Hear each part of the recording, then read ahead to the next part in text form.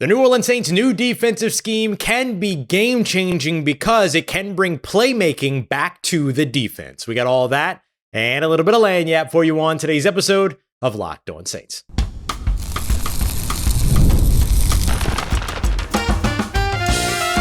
You are Locked On Saints, your daily New Orleans Saints podcast. Part of the Locked On Podcast Network, your team every day. What is good, Who Dat Nation and Who Dat family? I am your host, your friend, Ross Jackson, New Orleans native, your New Orleans Saints expert and credentialed member of the media covering those New Orleans Saints as a Saints beat writer over at LouisianaSports.net. And on today's episode of Locked On Saints, the Saints debuted some new helmets and they look awesome. Leo Collins says he's been talking to Kellen Moore. We'll break down what that could mean for the New Orleans Saints. And we're going to lead everything off today taking a look at the zone match coverage schematic and scheme that is on its way here to New Orleans under new defensive coordinator Brandon Staley. We'll get into some of the pitfalls, vulnerabilities, and weak points, but I want to lead everything off with taking a look at why Brandon Staley's approach could revolutionize and be a major game changer for defense here in New Orleans. We got all that coming up for you on today's episode. We appreciate you very much, whether it's your first time or your next time, being here with us this time, making us your first listen, and being an everydayer here on the show, which is a proud part of the Locked On Podcast Network, your team every day. Today's episode brought to you by our friends over at FanDuel. You can download the FanDuel app or head over to FanDuel.com to get started today. Put down $5 for your first bet. If you win that, you'll get $150 in bonus bets. Go and check them out today. The New Orleans Saints shifting defensive scheme, moving into this zone match type coverage system can be game-changing for the New Orleans Saints because it puts the Saints defense in position to reclaim the thing that made this defense so fearsome for so many years, and that is elevating its playmaking potential. And so I want to break down what the zone match defense is, why it exists, and how it can impact the New Orleans Saints. So I want to start off with how it can impact the New Orleans Saints because I think that's actually the most important part before we get into kind of the nitty-gritty of it all. But I think the two biggest things that this does is that A, it forces opposing offenses to game plan for you. It makes them think because you're not just running a man defense, you're not just running a zone defense, you're running a unique blend of both that tries to emphasize the strengths of both man and zone coverages. You're trying to get the best out of the basics of the NFL. The second thing that I think that this does is that it gives the New Orleans Saints the opportunity to be playmakers by allowing the corners, safeties, and coverage players to have their eyes on the quarterback. This is something that I've talked about a lot here on the show. And one of the reasons why I've talked about it so much is because several Saints defenders have brought this up to me when I asked them about the sort of benefits of what they're moving ahead with here with the new changing scheme and changing defense. Every single one of these corners, defensive backs, linebackers that I talk to, the guys that all be in coverage, every one of them has brought up to me in some way, shape, form, or fashion that they feel like it frees them up to go out there and make plays because they can see where the quarterback is reading. They have a better understanding of what it is that they're doing based on what the offense is doing because of the rules that are there. If-then rules, we'll dive into all that. Not if-then the musical, if I have any other theater nerds out there. But this gives these defensive players an opportunity to have their eyes on the quarterback and then because of that, go and try to make plays on the football. So those two things, making the opposing offense think, which sounds small but is huge, and the playmaking opportunity. The third thing isn't zone match specific, but I do believe that everything that I've heard from the defensive coaches that I've talked to, that they're going to divvy and change things up based upon what the opposing offense likes to do, wants to do, and tries to do with their offensive approach. And so you're also changing some things, much like the offense is going to be changing under Kellen Moore for a matchup perspective or from a matchup perspective to try to do the things that defenses that they're going up against struggle to stop. So I think you'll see the same thing over the defense. That's not zone match specific, but that's more Brandon Staley specific. So I think those are the three biggest impacts: more playmaking, more kind of larger margin of error. Oh goodness, for opposing offenses, and then that little extra tidbit as well. So what is the zone match offense? What is the zone match defense? How does it work? So basically the zone match defense combines the strengths of both man and zone coverage. Corners, coverage players will start off in a zone and then they'll transition to man based on what the rules tell them to do. And those rules can vary sometimes.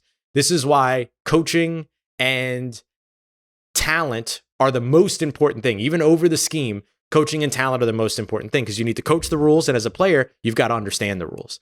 And so sometimes the rule is if you're dropping back into a zone, then you're watching to see as a player taking an out-breaking route or an in-breaking route, depending upon who does what, one will be your assignment, one won't be your assignment. If a player is going vertical, then you might switch to man coverage so that you can match up with that vertical route. If a player is staying underneath, then you might stay in your zone to stay over the top of that receiver. So there's rules, if-thens.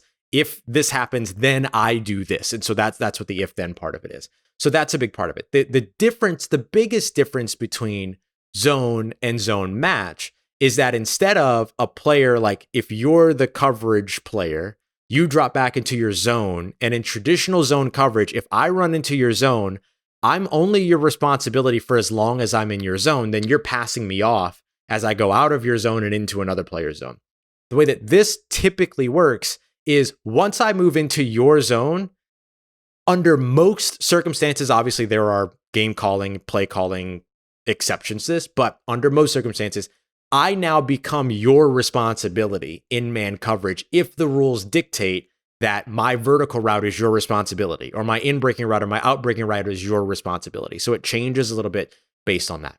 So that's the way that zone match works in a very bare bones disclaimer. Why does this exist? This exists mostly because the Rip Liz defense of right and left. So that's kind of the in-breaking, out-breaking kind of idea. Are they going right? Are they going left? What does that mean for you? That will be your rules. This was created as a means to kind of counteract the success of vertical routes, right? And so typically 4 verts was the answer to the Legion of Boom cover 3 defense. You send 4 routes down there. That middle of the field safety has got to pick one side or the other. That middle of the field safety picks one side. You go to the inside receiver on the side that safety didn't pick. It becomes a very easy thing now to counteract cover 3 defenses. It's why you don't see them as prevalent as they were during the Legion of Boom days of Seattle. And then after the Seattle Seahawks success with the Legion of Boom days, Cam Chancellor, Earl Thomas, Richard Sherman, of course, Chris Richard, former New Orleans Saints DB's coach, was the secondary coach during that time as well. And so after that found so much success during those days, we saw a lot of other teams try to implement it. Most famously, probably the Dallas Cowboys, who didn't do it very well. And so this Rip Liz defense became sort of the answer in the NFL game to the counter of the cover 3 defenses with the 4 verticals and all the vertical routes and all those other things. And so this is the chess match of the NFL. And so this becomes now what you're seeing instituted for New Orleans. The biggest thing to keep in mind here when it comes to zone match is that not every zone match coverage scheme is the same, right? Not every one of them is run exactly the same way, much like man can be man, but can also be press man. Zone can be cover 3, but it could also be heavy cover 2 zone or heavy middle of field open or middle of field closed zones, cover 6, things like that, like we see with Vic Fangio. So I think what we're going to see with Brandon Staley is probably a little bit more Vic Fangio-esque. It's going to reduce the amount of space that defenders give in zone coverage. So it's going to create tighter windows. And the idea will be to allow your defensive players to go out there, read what the quarterback is doing, and then make a play on the football. And so I think that that's kind of what you're seeing here. So that's a little bit of the history of why this became so popular in the NFL, not why it exists or why it was conceived, but why it became so popular at the time that it did and has remained as popular as it did. Coaches that run this, Vic Fangio, Bill Belichick, Nick Saban, Brandon Staley. There's a lot of these coaches out here that are running all this. And to me, that's the next thing I want to look at, because I want to dive into now that you know what it is, why it exists, and how it can benefit the Saints. Let's get into some of the pitfalls, because if it's not coached well and it's not executed well, you can be in a world of hurt as a defense running this scheme. We got that coming up for you next as we continue on with today's episode of Locked On Saints, part of Locked On Podcast Network, your team every day. Today's episode of Locked On Saints is brought to you by our friends over at FanDuel. Summer sports are in full swing, so whether you're betting on the diamond with MLB action, or maybe you're checking out WNBA action out on the court, or maybe you're checking out some soccer, golf, a ton, you can find all of it. You can get in on the action even more over at FanDuel.com or on the FanDuel app today. Everything from same game parlays to odds, lines, props, spreads, so much that you can get into, including live betting as well. That's one of my favorite features, especially in baseball, where you have a pretty good idea that maybe there's a comeback on the way for a team that's trailing in the 7th inning stretch. Bang, get in on that action and then rake in the winnings if you get it right. So there's a ton for you to check out over at FanDuel today. A whole bunch of ways to make the game even more fun. So if you're new to FanDuel, it's great timing because new customers can get $150 in bonus bets if you win your first $5 bet. Win your first $5 bet, get $150 in bonus bets. Pretty solid there. So go and open up the FanDuel app or head over to FanDuel.com today to get started.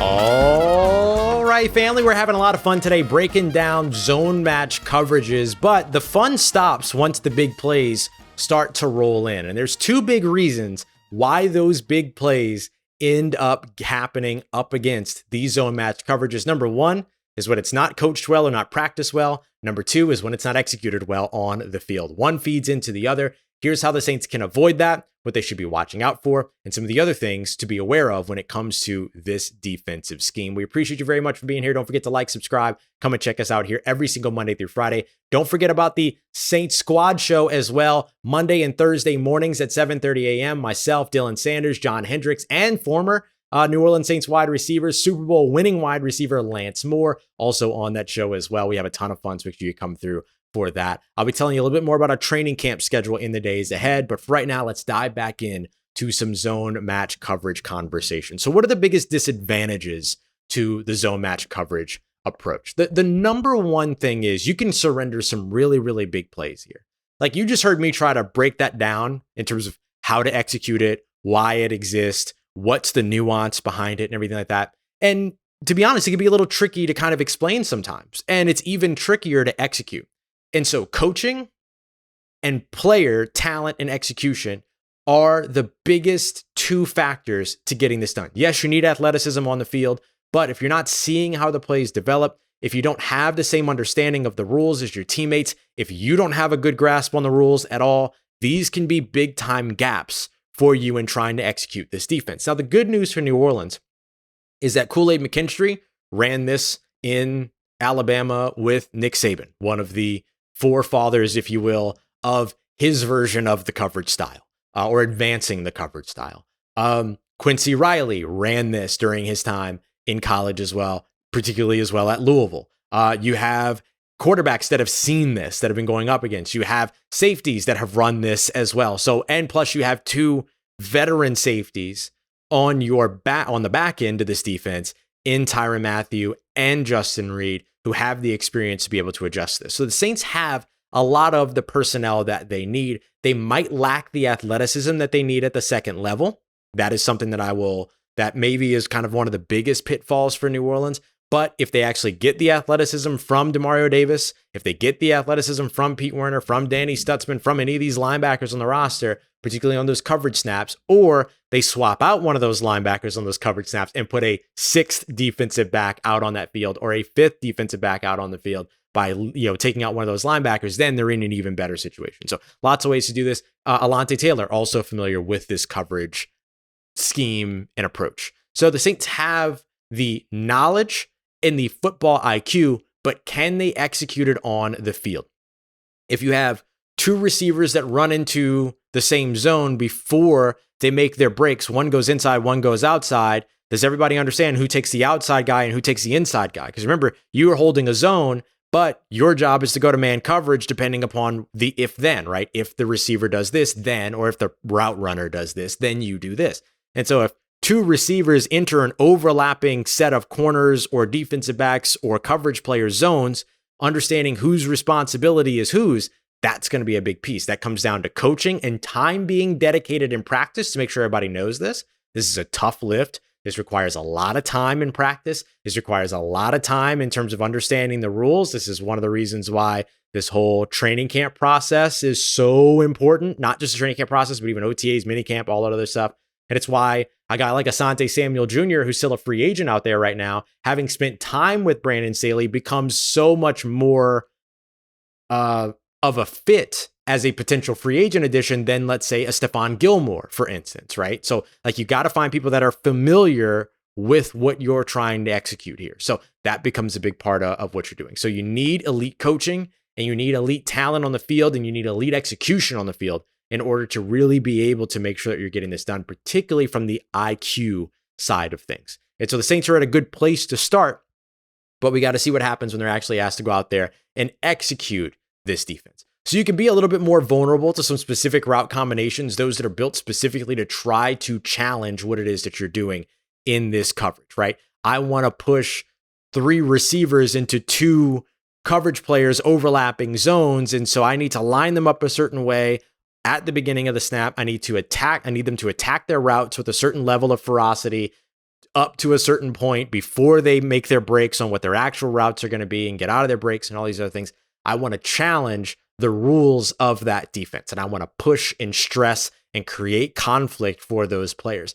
If there's a good offensive play caller that's got a very good quarterback that can read and decipher what's going on, Buffalo's going to be a big challenge. I'll tell you that right now when it comes to week 3 in Buffalo or week 4 in Buffalo, that's going to be a big challenge for New Orleans. So that's going to be where the sort of biggest pitfall ends up being when it comes to this. The other side of it is that it's complex. It's a lot to learn. Remember back in the day, the Saints had to simplify their defense at one point in order to be able to get sort of the defense back on track. And that was Dennis Allen's defense, which was complex. And there's going to be a lot of complexities to this Brandon Staley defense as well, as we've already kind of highlighted in today's episode. And so with those complexities comes the opportunity for a lapse. And so the big thing to know is that big plays are still going to happen. The details become how often are those big plays happening? At what point in the game and under which game situations are those big plays happening? And how do you limit those big plays? But you should still expect the big plays to happen because there are going to be times where you end up with a blown coverage running this system, running this scheme. If you have a safety come out to tie their shoe on one play and then a backup's got to go in, that's a major ripple effect. Same thing for a corner. If you have injuries at the cornerback position like the Saints have consistently had over the course of the past few years, that's going to create some vulnerabilities in terms of what you're doing. I want to go back to the coaching thing for a moment because I cannot stress how important coaching is. So we discussed kind of the on-field pitfalls, but the vulnerabilities in terms of the cracks this can expose in coaching staffs is also very much present. And I feel very confident when it comes to Brandon Staley leading this, even in Brandon Staley's quote unquote worst days with the Los Angeles Chargers, this coverage worked for them and it was still praised as a thing. So what I want to highlight is think about the names of the people that have coached this defense, most notably Vic Fangio, Nick Saban, Bill Belichick, right? A version of this kind of defense, right? Their own versions of it. Brandon Staley will have his own version of it as well. Not everybody runs this scheme out of 4-3. Not everybody runs it out of 3-4. Like there's all these things that are always going to be nuancy and different when it comes to it. So what I want to highlight is those are great coach names that have found success with this defense. However, the defense did not make the coach, right? The defense did not make Nick Saban. The defense did not make Bill Belichick. Bill Belichick did not make Vic Fangio. Vic Fangio made the defense the defense. Bill Belichick made the defense a defense. Nick Saban made the defense a defense, right? So it's not just you run this defense and then you're successful. The right coach has to run this defense, and the right coach has to know when to get away from this defense sometimes, right? In the red zone, go man coverage, right? In certain situations, go zone coverage. You still have to mix it up. That's one of the other great things about zone match defenses is that they're really easy, not easy, but disguise becomes a little bit more accessible to you, right? You still got to work to disguise it, but the accessibility of disguise becomes, it gets a little bit more elevated in this defense as well. All right, there you go. Almost everything you need to know about the zone match defense. We'll be covering this a lot more as we move forward as well. Let's get to a couple of other fun storylines today. Lael Collins says he's been having some conversations with Kellen Moore. We got that coming up for you next as we continue on with today's episode of Locked On Saints, part of Locked On Podcast Network, your team every day.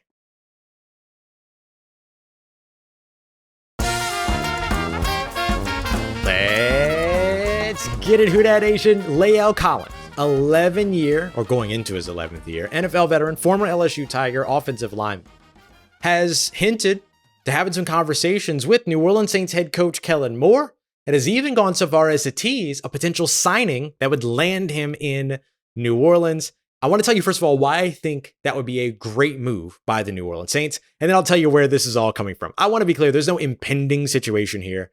This isn't something that like we feel like, oh, this is happening or whatever. This is good conversation that could potentially be happening and could potentially lead to something. So just to set the expectation of what this is. But I do think that if the Saints truly have the opportunity to sign La'el Collins, if La'el Collins is truly interested on joining a team on a 1-year deal, and if La'el Collins is 100% healthy, so those three things required, if those three prerequisites, if you will, are checked off, I think signing would be a great move by New Orleans. Why? Not because I think you're signing him to be a starter at 31 or 32 years old. I think your starting five is set. You know who's going to be there.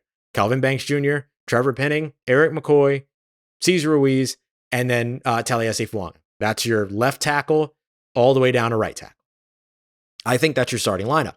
But I do think that there's value in adding more experience and adding more versatility and adding more depth to your offensive line. Saints have already started doing this, right? They signed Dylan Radins, brought him in, experienced player that can move around and play a couple of different positions, 15-game starter last year. They signed Will Clapp, who's been in the system, not in the system, but has been here in New Orleans before, is a Louisiana guy, is a New Orleans guy, is somebody that can play multiple positions and that brings experience.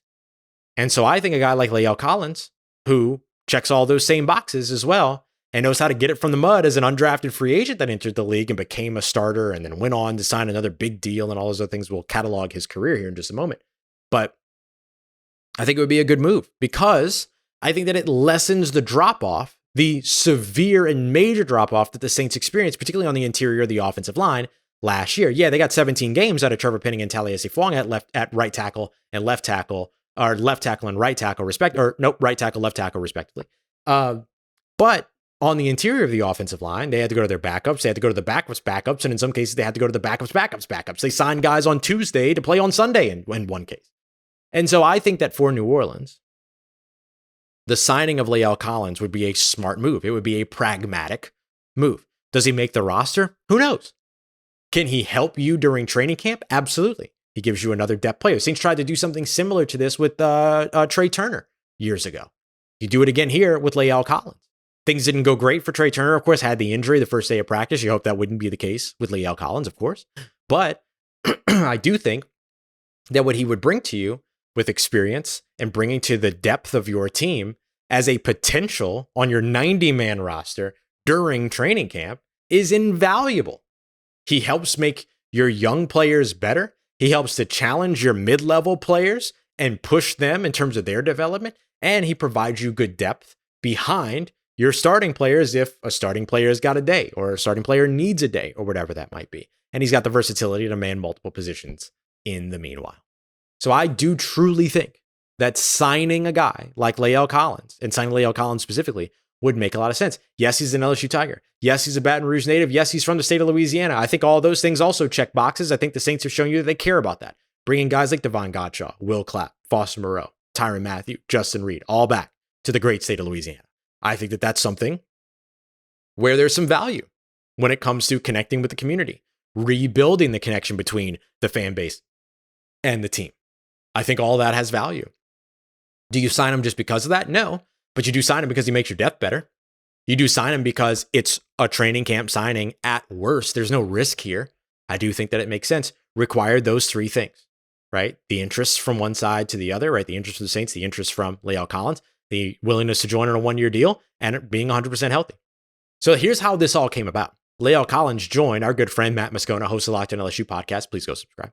Go check him out. Who also hosts, of course, after Further Review on 104.5 ESPN Radio Baton Rouge, who, of course, powers LouisianaSports.net, where you can find like 4 articles a day from me, by the way, on the New Orleans Saints. But so he joins Matt Moscona and basically says, like, hey, I've been having these conversations with Kellen Moore. And then, hey, here's this opportunity. Maybe it'll happen. Maybe it won't. We'll see. He kind of just teased it, right? Like I said, nothing impending or anything like that. He also mentioned the idea of potentially going back to Dallas. He still lives in Dallas, so he could always go back to Dallas. But this is the guy that joined the NFL as an undrafted free agent in 2015, was with Dallas for a little while until he got that 3-year contract in Cincinnati. Then he went over to Cincinnati. Things didn't go great in Cincinnati. Things rarely go great in Cincinnati, as you can presently see. Then he went back to Dallas. And then he spent last year on the Buffalo Bills practice squad, and never really got back to full health during that time, but he says he's 100% healthy now. And so we'll see where things go. But he mentioned like, hey, I'm having some conversations with Kellen. And by the way, the reason that he knows Kellen Moore is so interesting too, because yeah, they overlapped with the Dallas Cowboys, but it's way more than that. It's one of the most unique player to coach connections I've ever heard. They start off as teammates. 2015, they operated on the second unit and practiced together. La'el Collins was blocking for Kellen Moore. And then Kellen Moore, as La'el Collins eventually moved up to being a starter, Kellen Moore was moving over to coaching. He became the quarterback coach. He became the offensive coordinator in 2019 of the Dallas Cowboys. And so he was La'el Collins' offensive coordinator for a couple years after being his quarterback. And then now the relationship is head coach free agent and could potentially be head coach offensive lineman as we move forward. Really, really interesting connections there. So just something to watch for. Nothing impending, but I think it would be a wise move.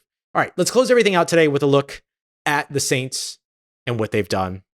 The new helmet. The new helmet's excellent. White, shiny gold, fleur-de-lis, gold strip as the center strip with the inset fleur-de-lis on the inside, black speckles throughout, and the gold face mask, which is so fire. Excellent. Going to be worn almost exclusively or maybe just exclusively with the Color Rush uniforms, and they're going to look so good. I think they should come out week 1 and wear them. If you haven't seen it yet, go and find the Saints social media, LouisianaSports.net. We got it for you over there. You can find it. It looks so good. Home run for the New Orleans Saints after the 2022 helmet release. Excellent, excellent stuff there. All right, coming up in tomorrow's episode, I want to continue to break down this new defense and why the 3-4 defense elevates pass rushers. We got that coming up for you on tomorrow's show. We appreciate you very much, as always, for making us a part of your day, part of your routine, for saying yes to me on the show. If you see me, please say hi. If you need anything else around your New Orleans Saints in between these episodes, make sure you follow me on your favorite social media at Ross Jackson, NOLA. Hit me up. Know how the family's doing them or how you living. Let me know how you momming them. And trust Who Dat Nation. I'll holla at you.